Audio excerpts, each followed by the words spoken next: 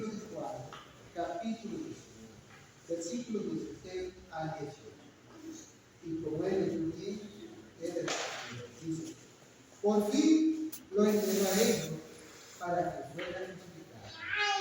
Tomando pues su cruz, él cargó su cruz y salió al lugar llamado Calavera.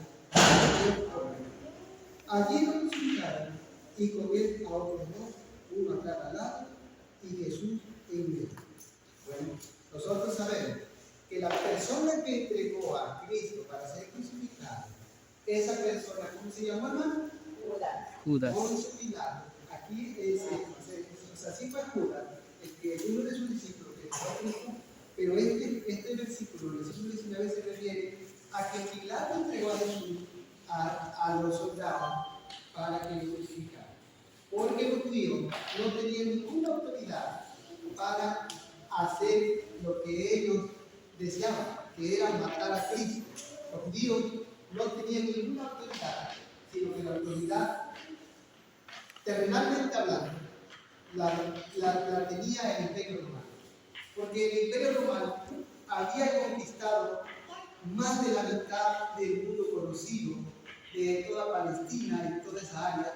Entonces los romanos habían llegado y habían impuesto ellos su poderío, su ley. Y aquella persona que no estuviese de acuerdo con el sistema que ellos traían, pues simple y sencillamente ellos lo mataban. Y lo mataban de la peor forma porque lo crucificaban. La crucifixión era el sello característico de cómo los romanos mataban a aquel que se lo oponía. La crucifixión era la muerte más terrible que podía un hombre en ese tiempo recibir, porque a la persona lo dejaban colgado en una cruz, no por espacio de unas cuantas horas, no, lo dejaban colgado, si fuera posible, hasta 2 o 3 días, y en ese lugar le daba el sol, le daba frío, le daba hambre, le daba sed, a tal grado que la persona que estaba colgada en una cruz imploraba porque ya lo mataran. Era capaz de confesarse culpable aunque fuera inocente. Era terrible la muerte por la crucifixión. Esa muerte por crucifixión era lo más terrible que un hombre podía llegar a padecer. Nuestro Señor Jesucristo padeció esa horrible muerte por amor a los seres humanos. Nuestro Señor Jesucristo, Él decidió cargar con la cruz como si fuera la de Él, porque Él dice aquí en el versículo, Él cargó su cruz como si esa cruz fuera la de Él, pero la cruz de madera no era de Él, porque Él había sido obediente a su Padre, había vivido una vida pura, una vida santa, por lo tanto, a Él no le correspondía cargar la cruz. La cruz nos corresponde a nosotros y a aquellos que han pecado desde Adán y desde Eva hasta el último hombre que exista sobre la tierra. La cruz no le corresponde a Cristo. Él decidió cargarla por nosotros a fin de que nosotros tengamos una oportunidad de salvación. Nosotros los seres humanos sabemos que Cristo vino y murió por nuestros pecados. Pero pocas personas en el mundo evangélico saben lo que los adventistas saben. Por eso la iglesia adventista tiene una razón de ser. Porque la iglesia adventista sí sabe qué cosa es pecado. A ver, hermano, yo les pregunto y ustedes ayuden. ¿Qué es lo que dice la Escritura que es pecado? ¿Qué dice la Escritura con el pecado? El pecado es la transgresión de la ley. Pero usted vaya afuera y usted le pregunta, ¿qué entiende por pecado? Las personas le dicen, nosotros entendemos por pecado, pues el habernos portado mal, o el haber obedecido a Dios un poco. Así como hemos obedecido a Dios, en parte, pues creemos que tenemos derecho a ser salvos. Pero la Biblia es muy clara, y la Biblia dice que el pecado es la transgresión de la ley. El pecado es la transgresión de la ley. Le he pedido permiso al encargado para hacer uso de esta lámina. El pecado es la transgresión de la ley. No hay hombre que lo peque, dice la Escritura. Y también la Escritura dice, por cuanto todos los pecados, todos están destituidos de la gloria de Dios. Por lo tanto, la ley exige la vida del pecador, porque la Escritura dice, la paga del pecado es la muerte, y la ley es incorruptible, no hay nada con la cual lo puedas comprar. No te va a perdonar la ley, que la ley demanda tu vida porque pecaste. Entonces, la ley demanda tu vida. Pero Dios decidió hacer una misericordia con el ser humano y envió la gracia. Entonces, la ley demanda tu vida y la gracia te otorga el perdón, te otorga el indulto. Pero aquí hay una enemistad. En la ley que demanda tu vida, porque pecaste, pero la gracia te otorga el perdón. Entonces, como la ley y la gracia estaban enemistadas, Dios decidió mandar a Jesucristo y este crucificado. En Jesucristo es en la persona que la ley y la gracia se reconcilian. El hombre, para poder entrar al reino de los cielos, necesita ser hallado obediente a la ley de manera perfecta. No una perfección humana, no, una perfección infinita, porque la ley demanda justicia infinita. Pero yo me presento delante de Dios y yo presento mi obediencia, mi justicia, pero la justicia de la ley es infinita. Entonces yo me presento delante de Dios y presento mi justicia, que es infinita, es pequeña, no me alcanza para pagarla, pero aún así yo sigo y sigo adelante y sigo creyendo que estoy en una obediencia a mi Señor. Pero voy a la Escritura y la Escritura me dice, no subáis al Sinaí, no suban al Sinaí, porque aquel que suba al Sinaí será apedreado, será saqueado, será lanceado, será matado. No suban al Sinaí. Moisés, ponme un cerco, que no suban al Sinaí, porque morirán. El que intente guardar la ley por sí solo morirá. Su justicia de ustedes y la mía solo es trapo de injusticia, porque la ley demanda justicia infinita y mi obediencia es una justicia pequeña. Por lo tanto, la única forma de poder alcanzar a pagar la justicia que la ley demanda es por obra y gracia de Dios. Alguien semejante a Dios, igual a Dios, que pague por mí lo que la ley demanda, a fin de cuentas que yo alcance perfección y santidad, no porque yo lo haya logrado, sino porque lo recibí como un regalo. ¿Lo dicen amén? Amén. Amén. Es el regalo de Dios. La justificación con la fe es la obra de Dios que abate en el polvo la gloria del hombre. Hace con el hombre lo que éste no puede hacer por sí mismo. Ya no te presentas en un trapo sucio de inmundicia o de injusticia propia, sino que reconoces que solamente en Dios está la salvación. Al creer en Jesucristo, eso es lo que te capacita para ejercer la ley. Porque si yo creo en Jesucristo y no creo en relación con lo que la ley me demanda, entonces mi creer solo será una confesión de mi lengua. Al creer con mi lengua no ejerce fe. El creer en Jesucristo implica más que el solo pronunciar creo en Dios y en Jesucristo. Implica el apartarse del mal por un poder que está fuera de nuestro alcance. Es decir, que ese poder vino del cielo como un regalo. Entonces nosotros entendemos que cuando la Biblia dice, nos lo dice a nosotros, a los que hemos creído, por tanto, ir y predicar el Evangelio, bautizándolos en el nombre del Padre, porque la ley representa al Padre, en el nombre del Hijo y en el nombre del Espíritu Santo. La iglesia judía predica la ley, la iglesia cristiana predica la gracia, pero David aborrecía a los cojos. ¿Sí sabe, verdad, que David aborrecía a los cojos? David aborrecía a los mancos. David repudiaba a ese tipo de personas. Y yo me preguntaba, Señor, ¿por qué David repudiaba a esos hombres? Como la Biblia dice, si alguno está falto de sabiduría, demanden a Dios. Entonces yo preguntaba, Señor, ¿por qué David repudiaba a los locos, a los mancos, a los ciegos? Y entonces el Señor me llevó a la Escritura y Él, como dice en su palabra, que está falto de sabiduría, demanden a Dios y Él se la dará abundantemente y no lo dirá con Él. Entonces me di cuenta de esto, hermano.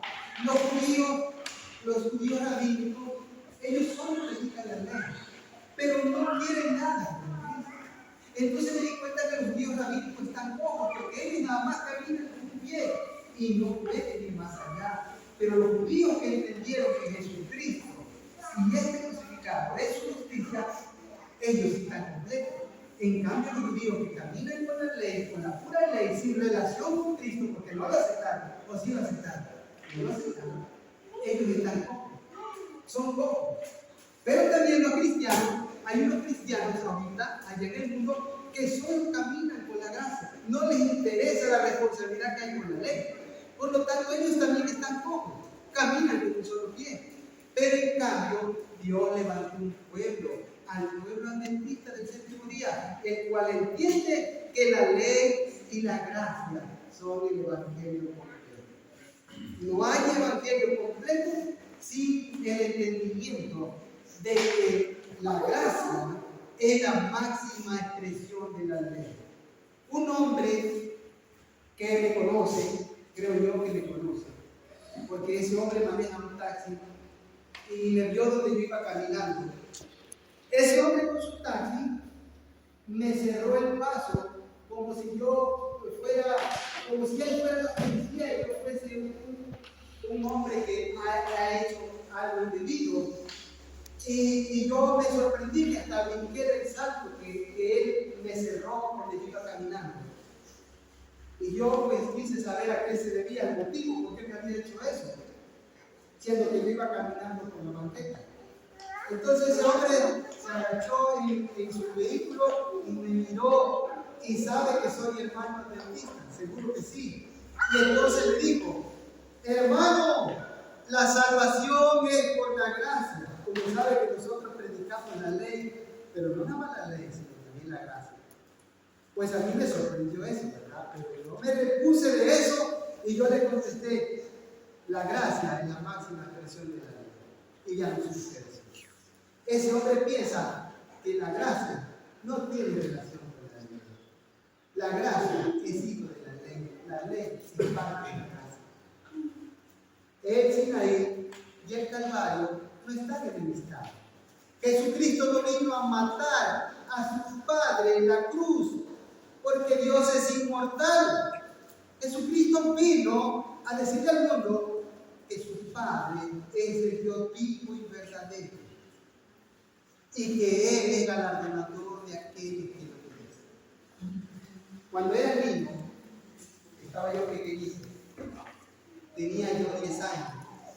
Entonces, mi madre fue una verdadera adepta católica. Yo me acuerdo que ella buscaba la santidad en su limitada capacidad, a donde ella me entendió. Pero ella procuraba quitarse el alimento de la boca por darlo a tus ojos. Ella me envió a un colegio que está al lado de nuestra casa, el colegio de las hermanas mercedarias, un colegio católico que está allá en mi pueblo, en Solecán. Y yo iba y fui a aprender lo que ahí chiquitito lo que enseñaba, porque mi madre me mandaba. Y yo fui, y yo ahí estaba oyendo lo que me decían las madres católicas, unas mujeres que procuran también el camino a su manera. Pero un día, cuando pasaron los meses, me dijeron, vamos a ir a la parroquia, porque van a confesarse ustedes. Y yo ni sabía que era confesar, desde chiquito, de 10 años. Entonces estaba yo sentado ahí con muchos otros niños y me dice, te toca. Y entonces yo me metí en el problema de que, ¿qué cosa voy a decir yo delante de ese hombre? Porque ese hombre está sentado y los niños llegaban y se arrodillaban delante de él. ¿Qué voy a decir? Yo tengo conciencia de qué cosa voy a decir. Vas a confesar tu pecado, pero yo tengo 10 años. Yo no entiendo qué es eso. O así. Con 10 años no tiene entendimiento de qué es pecado. Entonces yo agarré y dije, ya sé, ya sonreí, ya sé lo que voy a decir. Y ya llegué y me mostré a un hombre tan pecador como yo. ¿Cuáles son tus pecados? Y entonces yo digo, me porté mal con mi mamá. Tus pecados te son perdonados. Vete a tu casa. Y ya me fui a mi casa. Y en el transcurso de la semana ya me estaba brincando la barra del kinder porque no quería estar en el salón de clase. Ya estaba yo otra vez pecando, pero sin saber. Y ya llegué a mi casa, entre las matas de plátano, mi mamá estaba haciendo empanada en la lumbre de leña. Y ya me invitó, ¿para esto qué haces aquí? Pues vine a pedir. No tenía conciencia del pecado. El pecado es la transgresión de la ley. A Cristo le costó y a su Padre pagar por nuestra vida. No fue de que Él nos soportó el sueño, no. Él fue apresado en la noche, no tomaron en la noche, no le dieron de cenar, como a veces nosotros en la noche tenemos un poco de atole, un pan o algo, no le dieron nada. Y en la noche lo trajeron como de aquí a Chinapica, caminando en la madrugada. Los demás iban a caballo y los demás iban a pie, iban burlándose de él y algunos quizá hasta lo maltrataban. Y allá estaba Herodes con Chacalapa, con Chinameca, y Herodes allá lo humilló, y en la madrugada otra vez vino con Pilato. De humillación en humillación, desvelada. Las personas que trabajan de noche o han trabajado de noche saben qué cosa es estar despierto 8 horas. Es más cansado que estar en el campo macheteando. Y ahí estuvo. Y cuando se les antojaba, lo azotaban. Lo escupieron, lo golpearon en una caña, lo bofeteó un soldado muy vigoroso, muy fuerte. Y todavía le quitaron su ropa, le pusieron ropas viles, se burlaron de él, le regresaron su ropa y le pusieron una corona. El maestro estaba cargando con la culpa de ellos también, y mire cómo le pagaron. Qué horrible es estar beneficiando a alguien que te está puñaleando con tu padre. Y aún así lo tienes que beneficiar para darle la oportunidad de bendición. Jesús estaba haciendo eso por esa nación, porque miren, hermano, no era el emperador de Roma el que quería mandar a Cristo, ¿o sí? El emperador de Roma no estaba interesado en matar a Cristo, porque al imperio romano le convenía gente pacífica, porque el imperio romano tenía una característica: ellos cuando llegaban, conquistaban un pueblo, permitían que ese pueblo tuviese sus creencias, no le interesaba su creencia. A mí y a ustedes nada más me interesa su aceite de oliva, su trigo, sus higos, su oro, su plata, y que me manden vestidos al emperador. No me interesa más. Por eso ellos ponían algo que se llama la Pax Romana. La paz romana, ellos llegaban, todos tenían que estar quietos, porque la guerra gasta dinero, hermano, y Roma ya no quería gastar más dinero. Entonces, Dios preparó todo para que su Hijo fuese conocido como el Redentor. ¿Y qué ocurrió? Nosotros, si somos honestos, nos vamos a dar cuenta que los judíos no tenían, los romanos no tenían la intención de matarlo, porque el propio Pilato lo enjuició y Pilato dijo: yo no hallo delito en este hombre. Y era el más alto juzgado que había en ese tiempo. No había un juzgado como los romanos. Los romanos todavía, si usted va a un juzgado o a una situación legal ahorita, las leyes que ellos pusieron se llama el derecho romano. Todavía usted es juzgado por esas leyes. Esas leyes eran tan bien pensadas, humanamente hablando, que todavía los estudiantes, cuando estudian licenciatura en Derecho, estudian el derecho romano. Pero no nada más lo juzgó el juzgado más grande del mundo, sino que había un juzgado superior a ese juzgado. ¿Cuál era el juzgado más grande, aparte del romano que había, hermano? ¿Cuál era? El Sanedrín. El Sanedrín estaba compuesto por hombres versados en la escritura, hombres doctos, hombres capacitados para hacer un juicio, y el Sanedrín tampoco lo halló culpable, porque no lo pudieron inculpar, así, no lo hallaron culpable. ¿Cómo lo hallaron culpable? Lo hallaron culpable poniendo testigos falsos, ¿sí o no? Por lo tanto, la iglesia adventista está simbolizada en su humillación, en su hermosa condescendencia. Aquel al que todos los símbolos señalaban, a Jesús, él ahora en su humildad representa al pueblo que va a ser enjuiciado. Jesús fue enjuiciado en aquel tiempo y fue hallado culpable. No era culpable. Igual esta iglesia tiene cierta inocencia. Pero esta iglesia va a ser hallada como culpable por estar guardando un día que el mundo no observa. Aunque la iglesia se fundamenta en la escritura, pero los demás no. Por lo tanto, esta iglesia va a ser juzgada como guardando un sábado diferente al que guarda el mundo. Pero el mundo está obrando conforme a aquel que traicionó a Dios en el cielo. Por lo tanto, si yo me voy a declarar adventista del séptimo día, tengo que entender las consecuencias que eso implica, porque está en juego no nuestra vida nada más, porque si me quitan la vida, bueno, la doy en honor de Dios, ¿sí o no? No está en juego nuestra vida nada más, o no está en juego la vida de nuestros hijos. Lo que está en juego es el honor de Dios, no está en juego nuestro pie, nuestro pellejo, está en juego su gloria. Y si yo todavía dentro de la iglesia voy a andar en una discusión con otro hermano del otro lado por cualquier cosa mínima, pues no tiene razón de que yo siga en una iglesia donde yo me trae problemas. Ya basta. Si yo puedo fallar hasta que el tiempo de gracia se termine, acabándose el tiempo de gracia, hermano, el que es pecador seguirá siendo pecador.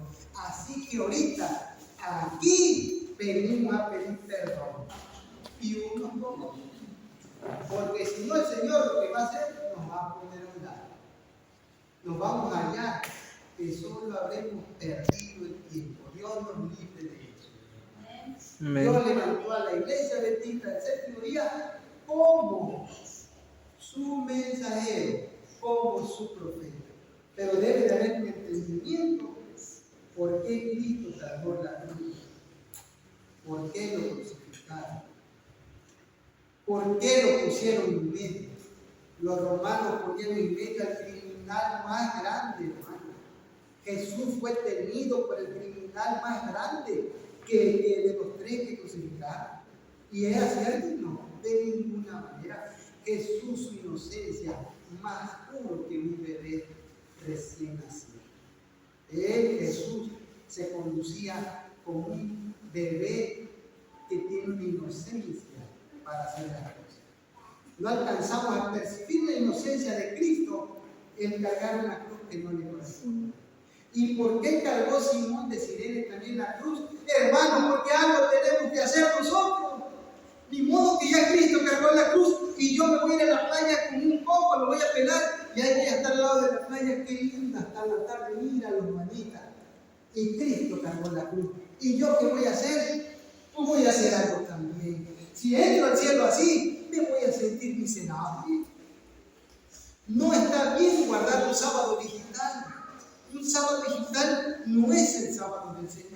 El sábado del Señor es el que nos impulsa a adorar a Dios sobre todas las cosas y a amar a Dios como a uno mismo. Pero si yo me la paso el sábado viendo la tele, viendo un video de YouTube y agarrando un libro y me duermo en la mecedora y allá afuera están las ovejas que perecen, entonces me habré salvado nada más yo solo. ¿Qué es el Evangelio? El Evangelio implica que yo le comparta el Evangelio a otra persona. Oiga, hermano, pero yo tengo 90 años, yo ya caminé. Usted ya caminó, lo ha dicho. Ahora, los que tenemos un poco de vigor, lo vamos a hacer. Y los que ya caminaron, ellos van a orar. Entonces, ¿qué es lo que falta? Lo que falta es un líder que se levante en el nombre de Dios. Y ese líder ya está, ¿sí o no? ¿Quién es? El crucificado. Las órdenes de batalla ya están ahí. Por tanto, hermanos, que todavía necesitamos órdenes. ¿Órdenes de quién? El capitán de la hueste del Señor ya lo dijo. Por tanto, ir y predicar el Evangelio, enseñándoles que guarden todas las cosas, bautizándolos en el nombre del Padre, Antiguo Testamento, del Hijo, Nuevo Testamento, y en la escuela de la ley de Dios. Una persona que se va a bautizar debe entender qué significa el Antiguo Testamento. Una persona que se va a bautizar debe entender qué significa el Nuevo Testamento, y una persona que se va a bautizar tiene que entender por qué la ley de Dios.